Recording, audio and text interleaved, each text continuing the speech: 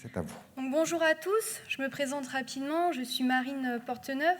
J'ai été recrutée au sein du pôle MIAM, donc dirigé par Laurent Bolaton, pour travailler sur le plan national en faveur des migrateurs amphihalins, donc en appui de Laurent et de Bénédicte Valadou.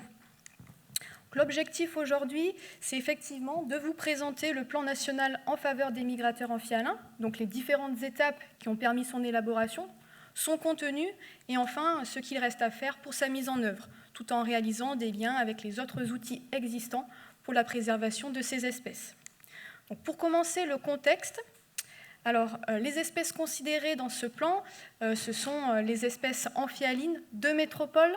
Et donc, dans la métropole, pour les espèces amphihalines, on va bien évidemment retrouver la truite de mer et les salmonidés. Et c'est également les espèces amphihalines donc, des Outre-mer. Et on a travaillé avec la Guadeloupe, la Martinique, la Guyane, l'île de la Réunion et Mayotte. Donc, pour ce plan-là, on peut distinguer 4 grands objectifs.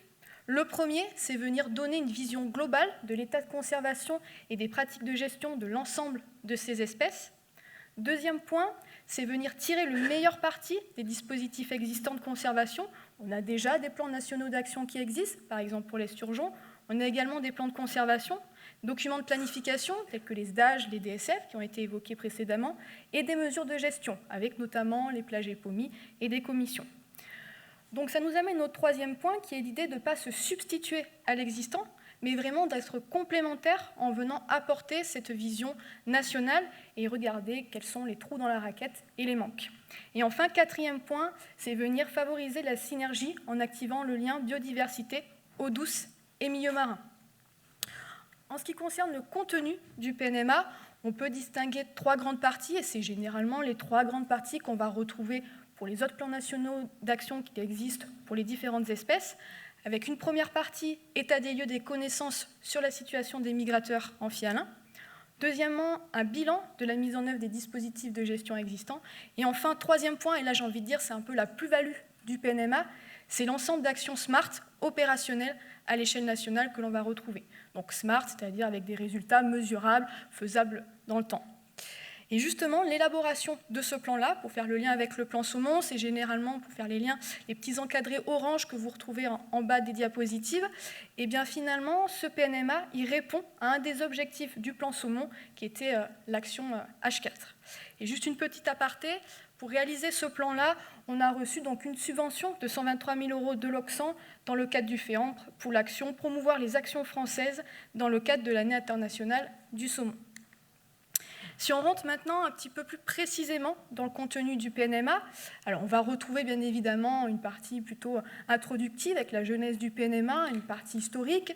Si je fais un rapide retour en arrière, il y a quelques dates clés. Les actions d'envergure ont notamment commencé avec le plan saumon, donc pour la France qui a été établi en 1976, et ça a impulsé derrière les objectifs de reconquête des rivières à grands migrateurs, avec à la suite de cela le décret amphihalin de 1994 qui justement permet, comme l'a dit Laurent, la mise en place de COGEPOMI et après l'établissement de plages EPOMI pour 6 ans avec un certain nombre de mesures pour les migrateurs amphihalins à l'échelle des bassins. Ensuite, deuxième partie qu'on va retrouver dans ce plan-là, donc situation et protection, qui est déclinée en 4 sous-parties. Alors, on va faire une description et systématique des différentes espèces qui sont présentes dans ce plan-là. Ensuite, on fera un état des populations et des tendances. Alors voilà, ce que l'on retrouve, c'est surtout basé sur la liste rouge de l'IUCN, mais pas uniquement. Il y a également sur les objectifs de restauration et l'historique. Ensuite, une partie sur le déficit de connaissances. Et enfin, statut réglementaire et de protection. Donc là, pour chacune des espèces migratrices amphihalines, on va retrouver 3 niveaux, international, européenne et nationale.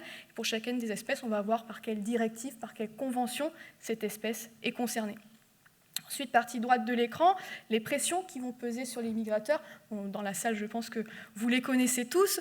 On a notamment les pressions liées à la qualité des milieux et des habitats, liées à la continuité écologique, à la pêche. Alors effectivement, il y a un certain nombre de mesures au niveau de la pêche qui ont été mises en place pour limiter le déclin des poissons migrateurs amphihalins.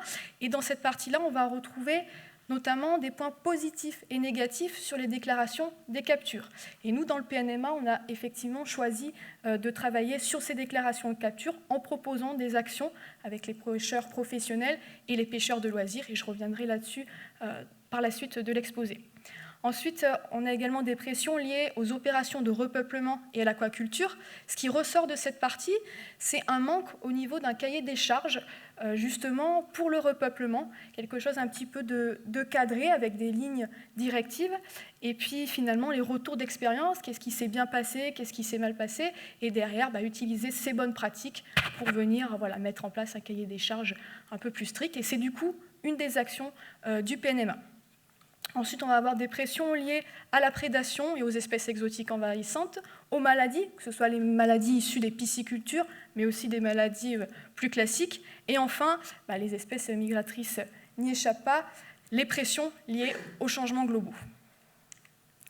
Ensuite, deuxième grande partie du PNMA, où là c'est plus de la gouvernance et les actions. On va retrouver effectivement des grandes actions du PNMA qui sont regroupées en 6 thématiques, dont je parlerai par la suite.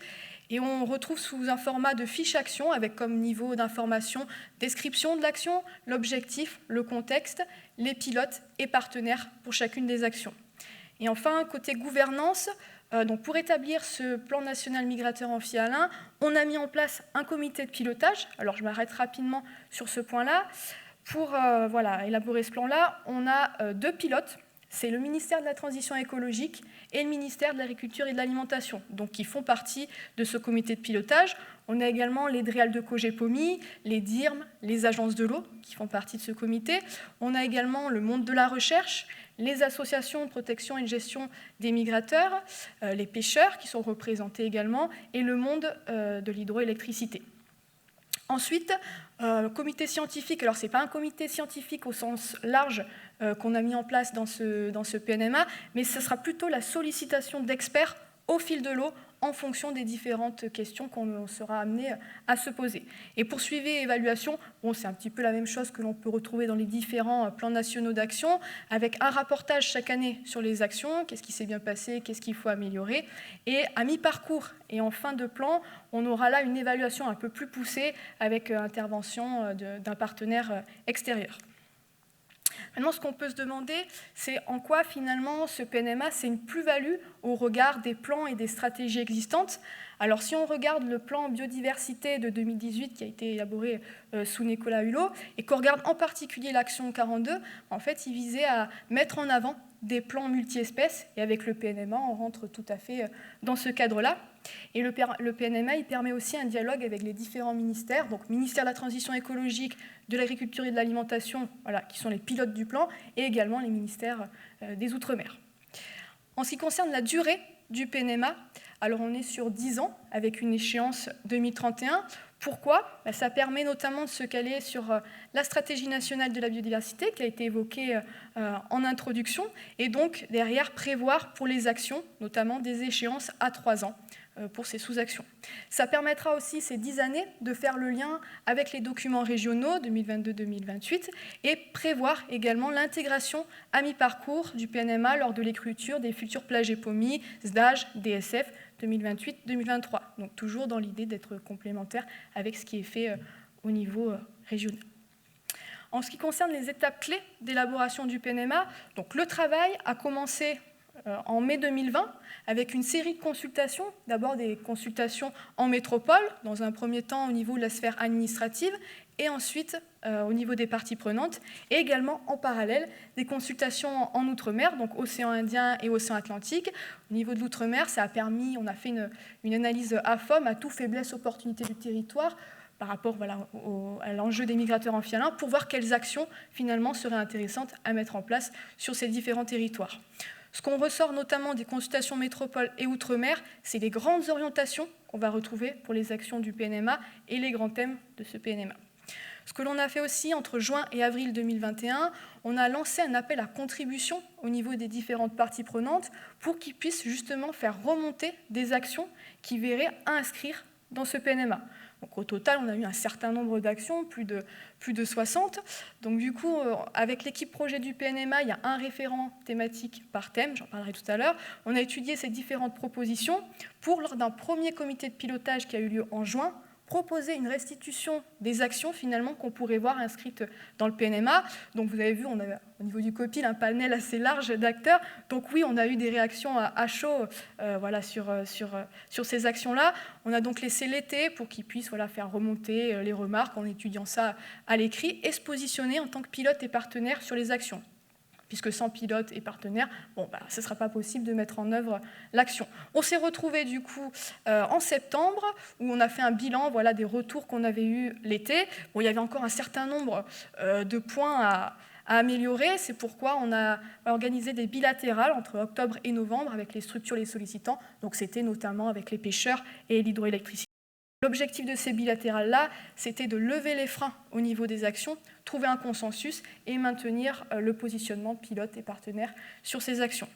On a également en parallèle donc, réalisé à nouveau les consultations à Mayotte, Guyane, Guadeloupe, Martinique et La Réunion pour venir renforcer les actions qu'on allait mettre en place sur ce territoire-là. Et il ne faut pas oublier toute la partie rédaction du PNMA, scientifique et état des lieux.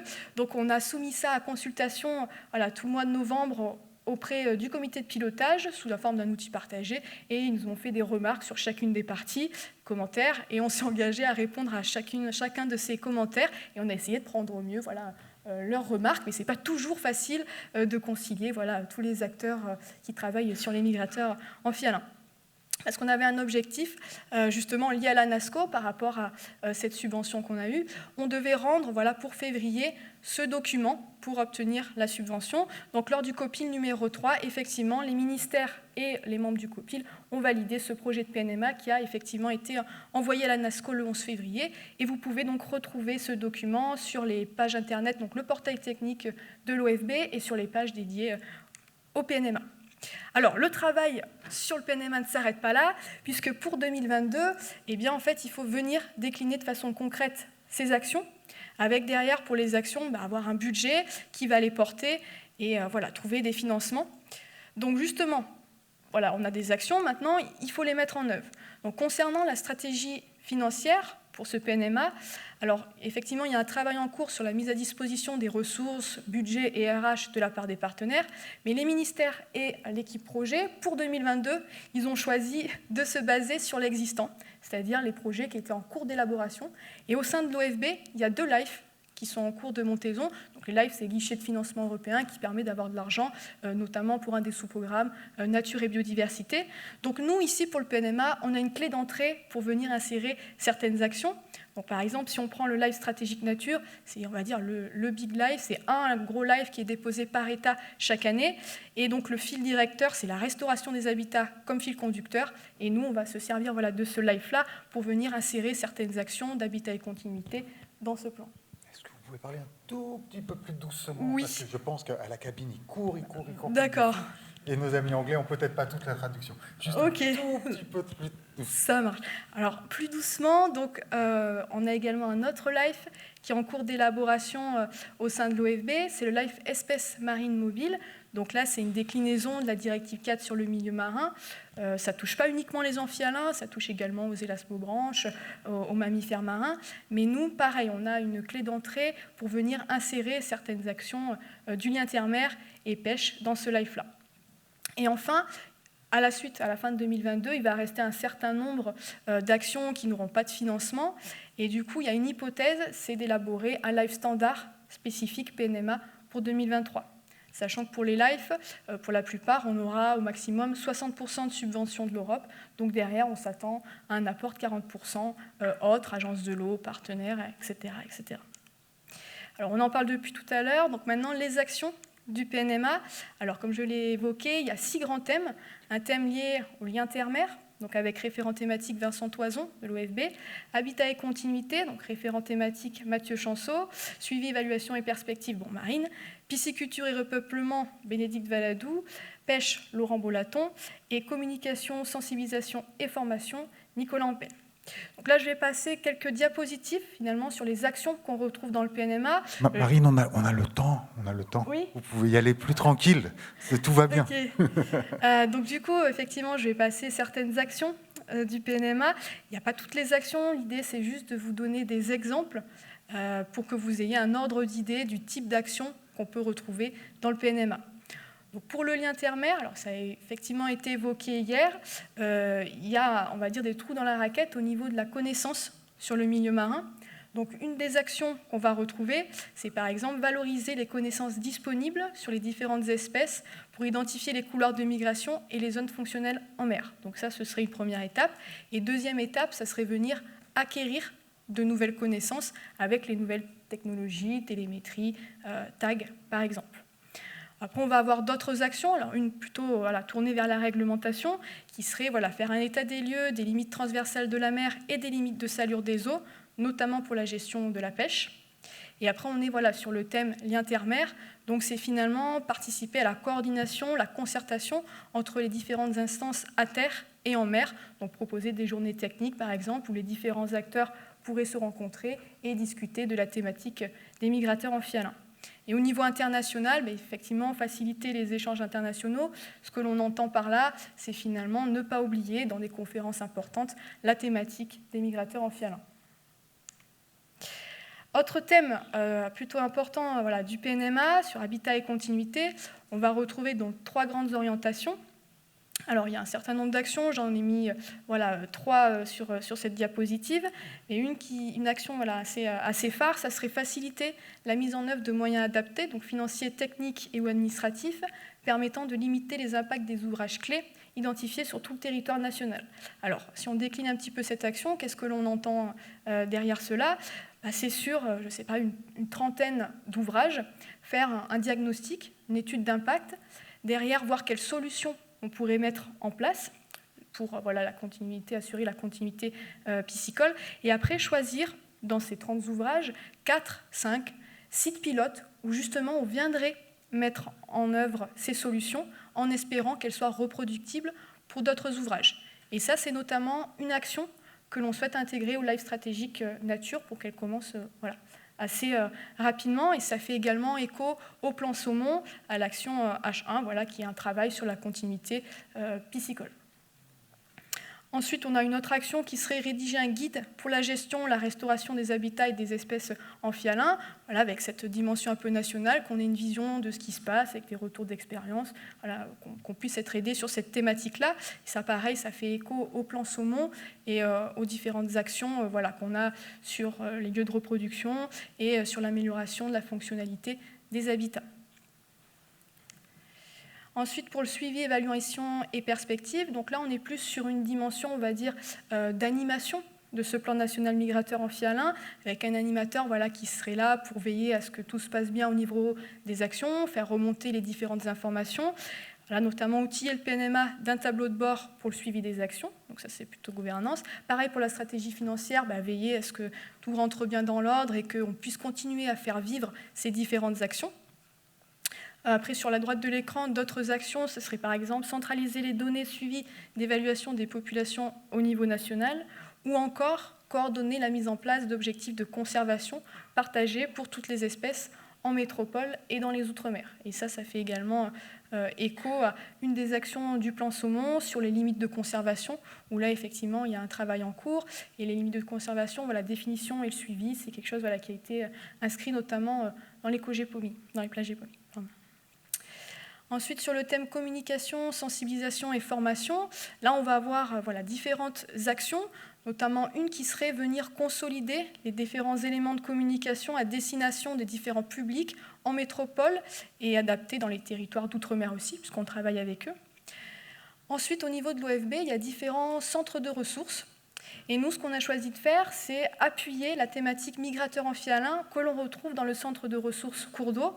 Et on alimenterait cette session-là grâce aux apports des différents acteurs, un panel assez large que l'on retrouve au niveau du comité de pilotage. Après, veiller également à bien mobiliser la diversité des canaux de communication et s'appuyer sur des événements existants. Et enfin, au niveau de la formation, finalement, ça serait veiller à intégrer cette thématique des migrateurs amphihalins dans les grandes formations de la biodiversité, et aussi au niveau des professionnels, ainsi qu'au niveau des grandes écoles. Par exemple, voilà, ceux qui sont formés justement à l'élaboration des grands barrages, faire un MOOC peut-être pour sensibiliser sur les migrateurs amphihalins, et derrière, quand ils vont faire les aménagements, y penser. Voilà, c'est quelque chose que l'on souhaite faire. Et ensuite, donc pour la thématique pêche, on arrive à la dernière. Donc j'en ai parlé tout à l'heure. On a des points positifs, des points négatifs sur la déclaration des captures. Donc lors des bilatérales, on s'est mis d'accord avec les pêcheurs professionnels et les pêcheurs de loisirs pour travailler sur certaines actions, donc notamment améliorer les déclarations de capture des pêcheurs professionnels en eau continentale et en mer, afin de renforcer les connaissances sur les pêcheries. Alors, la façon dont on pourrait décliner cette action lors des bilatérales, c'est toujours en discussion et on va voir comment on va le faire, mais ça serait par exemple avoir un chargé de mission entre le CONAPED et le CNPMEM pour justement venir sensibiliser les pêcheurs, regarder qu'ils inscrivent bien, les aider et analyser conjointement ces données. Ça pourrait être quelque chose comme ça, en instaurant bien sûr une relation de confiance avec les pêcheurs. Et ensuite, mettre en place un outil de suivi national des captures pour les pêcheurs de loisirs en mer et en eau continentale, en intégrant les captures accessoires. Donc, à voir ce qu'il est possible de faire, mais par exemple, la FNPF a actuellement un projet truite de mer, donc c'est peut-être commencer avec ce projet-là, et en espérant que ça puisse faire émerger d'autres façons de faire pour les autres espèces migratrices amphihalines. Et une autre action qu'on peut retrouver pour la pêche, c'est par exemple valoriser les savoirs et savoir-faire des pêcheurs dans le cadre d'une exploitation responsable des migrateurs amphihalins. Et pisciculture et repeuplement, alors je l'ai déjà évoqué précédemment, mais effectivement on a deux actions, donc là c'est les deux actions que vous pouvez retrouver à l'écran. Donc rédiger ce guide national du repeuplement, puisque à ce stade on n'a pas de cahier des charges clair pour savoir dans quelle direction on pourrait aller, et ça correspond également à un des objectifs du plan saumon, qui est connaître finalement les effets du repeuplement sur la diversité génétique, et après partager les connaissances et les retours d'expérience, qui est une autre ambition de ce PNMA pour la thématique pisciculture et repeuplement. Et du coup, j'en ai terminé. Je vous remercie pour votre attention.